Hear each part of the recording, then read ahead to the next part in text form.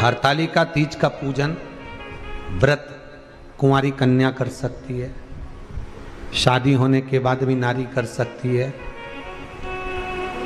अंतिम अवस्था तक प्राण छूटे तब तक हरतालिका तीज का व्रत नहीं छोड़ना चाहिए।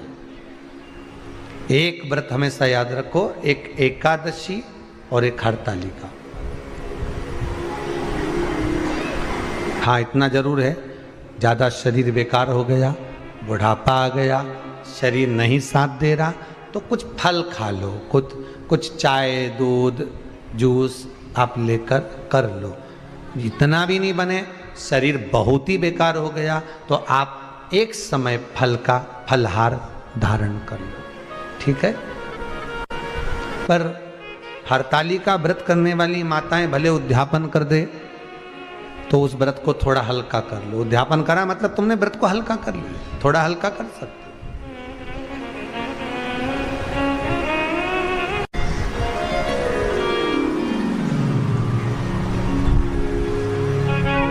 हरतालिका तीज का जो व्रत का उद्यापन करते हैं उसमें 5 चीज रखते हैं ना, 5 कपड़े स्त्री के, 5 कपड़े पुरुष के, 5 तरह का अनाज, 5 तरह का फलहार, 5 तरह का फल।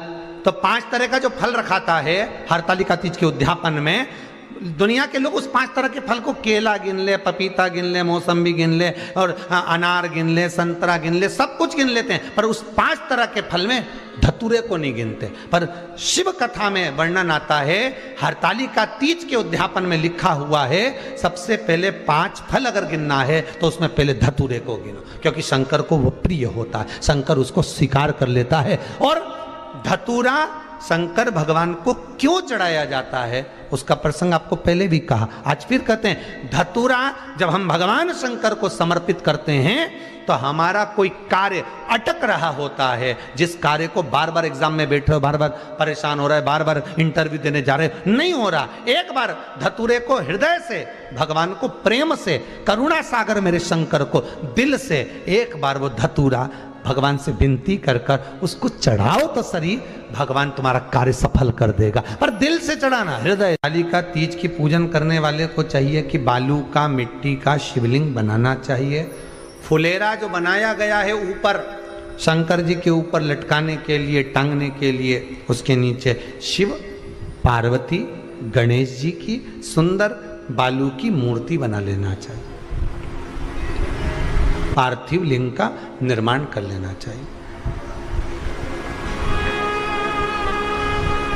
शिव की आराधना करना चाहिए।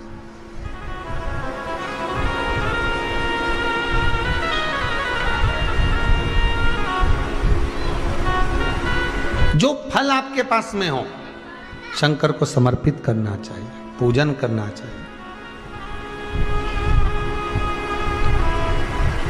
आराधना करो। सबसे पहली पूजन हरतालिका तीज की प्रदोष काल के अंतर्गत हो जाना चाहिए, शाम के समय पर। प्रयास करो प्रदोष काल के समय पर पहली पूजन हो जाए तो ज़्यादा अच्छा।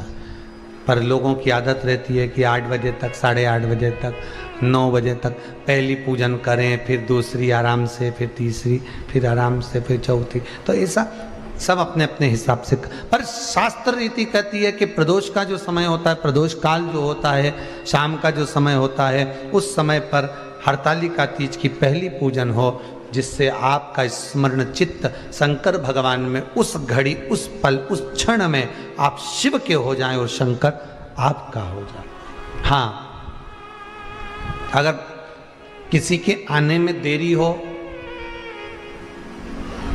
कोई आ नहीं पा रहा है, बहुत देरी हो रही हो, तो हरतालिका पूजन व्रत वर्णन करता है कि शिवलिंग का निर्माण, पार्वती जी की मूर्ति का निर्माण, गणेश जी का निर्माण और फुलेरा जो बनाया हुआ है, ये प्रदोष काल के पहले बंधकर तैयार हो जाना चाहिए।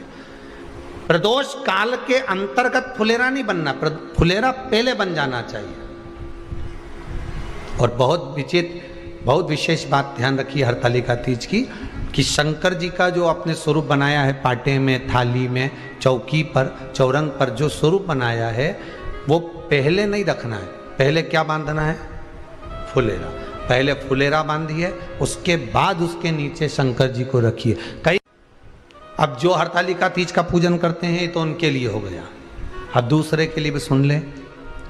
जो नारी हरतालिका तीज का पूजन नहीं करती, व्रत नहीं करती, साधना नहीं करती, उसके लिए भी कहा गया कि आप अगर ये व्रत नहीं करते हो तो एक कार्य जरूर करना, कहीं पर फुलेरा बंधा हो, हरतालिका की पूजन हो रही हो, 5 मिनट 10 मिनट निकालकर अपने आसपास के किसी पौधे में से पत्तियां लेकर या पुष्प लेकर, 5 वृक्ष की पत्ती या 5 वृक्ष के पुष्प लेकर शंकर भगवान को जब पूजन हो रही हो, 5 मिनट माताएं जब पूजन कर रही हों, तब आप भी उस पुष्प को, उस पत्तियों को शंकर को समर्पित कर सकते हो। ये नहीं चढ़ा सकते तो 5 फल, फल नहीं चढ़ा सकते तो 5 कुछ भी पुष्प आदि का आप शिव को समर्पित कर।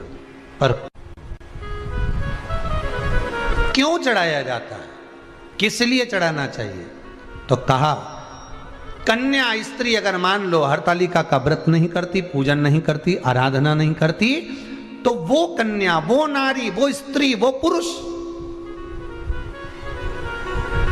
कार्य तो बहुत करेगा, दुकान भी 4 चलाएगा, व्यापार भी बढ़ाएगा, पर संपदा को जोड़ नहीं पाएगा। 1 रुपए कमाएगा, 1.25 रुपए खर्च वाला काम चलेगा।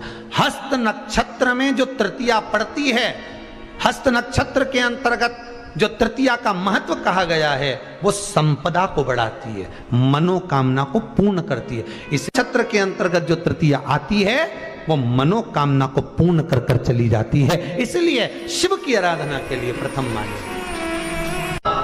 हस्त नक्षत्र में किया गया दान, हस्त नक्षत्र के अंतर्गत तृतीया के दिन किया गया पुण्य, हस्त नक्षत्र में तृतीया के दिन किया गया श्रृंगार, हस्त नक्षत्र में तृतीया के दिन करा गया अपना सुंदर सिंदूरा, भगवान का आनंद, 5 तरह के वस्त्र, 5 तरह के स्त्री के वस्त्र, पुरुष के वस्त्र, 5 तरह का फल, 5 तरह का अनाज, ब्राह्मण को बुलाकर ब्राह्मणी के साथ आप या तो ब्राह्मण से उद्यापन करवाएं या फिर आप स्वयं भी करते हैं तो शिव को समर्पित करके ब्राह्मण और ब्राह्मणी को भोजन कराकर वो भाग प्रदान करें। यही हरतालिका तीज के उद्यापन का वर्णन आता है। सुंदर भाव से हरतालिका माता आप सभी की मनोकामना पूर्ण करे। हर हर महादेव। थोड़ा ध्यान लगाकर सुनना।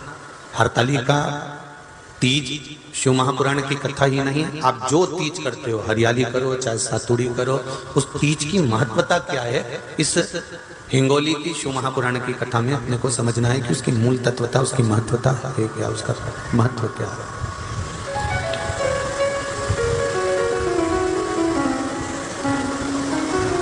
भगवान ब्रह्मा, भगवान विष्णु और भगवान शिव, इन तीनों की जो अर्धांगिनियां, ब्रह्मणी, लक्ष्मी और पार्वती, इन तीनों ने तप कर कर, साधना कर कर ब्रह्मदेव को, भगवान विष्णु को और भगवान शंकर को प्राप्त किया।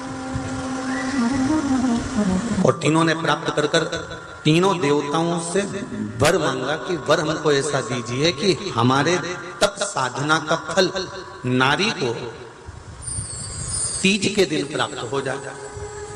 अब देखिए जरा, एक ही व्रत से, एक ही उपवास से उसको संपूर्ण तप साधना का फल प्राप्त हो रहा है, संपूर्ण तप साधना का फल उसको मिल रहा है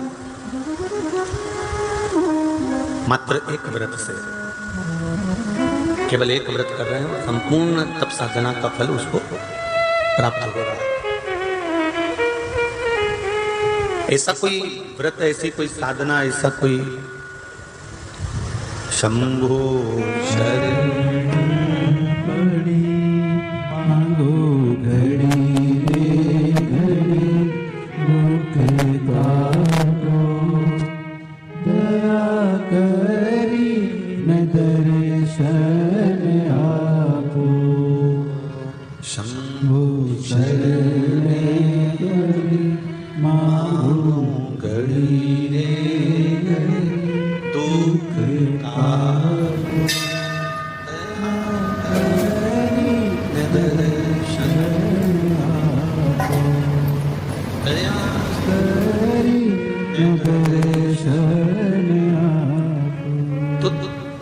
ब्रह्माणी ने ब्रह्मदेव से मांगा, लक्ष्मी जी ने भगवान विष्णु से मांगा, पार्वती जी ने भगवान शिव से मांगा कि ऐसा वर दे दीजिए जिस वर से एक ही व्रत करने से संपूर्ण फल की प्राप्ति हो जाए, संपूर्ण फल मिल जाए। ऐसा एक व्रत का फल दे दीजिए, मात्र एक व्रत का। अब देखिए, हरियाली तीज करने वाली माताएं थोड़ा ध्यान से सुनना।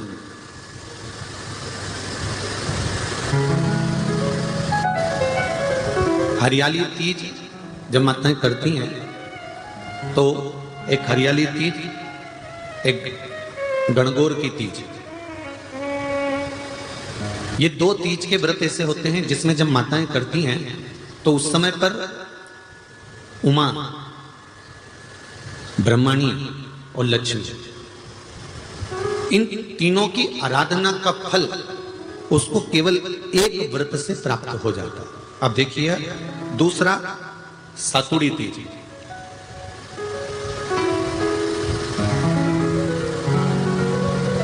इसमें उमा और महेश्वर, उमा और महेश, ब्रह्मणी और लक्ष्मी, इन चार के व्रत तप का फल एक साथ सातुड़ी तीज के दिन प्राप्त हो जाता है। अब एक आती है हरतालिका तीज। आप लोग करते हो हरतालिका? यहाँ लोग करते कि नहीं करते? करते हैं यहाँ पे हरतालिका? कौन कौन करता है? जरा हाथ उठाओ तो जरा। अरे सभी करते हो, रखो रखो, बहुत बढ़िया, बहुत अच्छी बात। एक आती है हरतालिका तीज। इस तीज का व्रत माता पार्वती बेल वृक्ष के आनंद के साथ में फुलेरा बनाकर करती है, और जिसमें इस हरतालिका में माता पार्वती जी के जितने जन्म पहले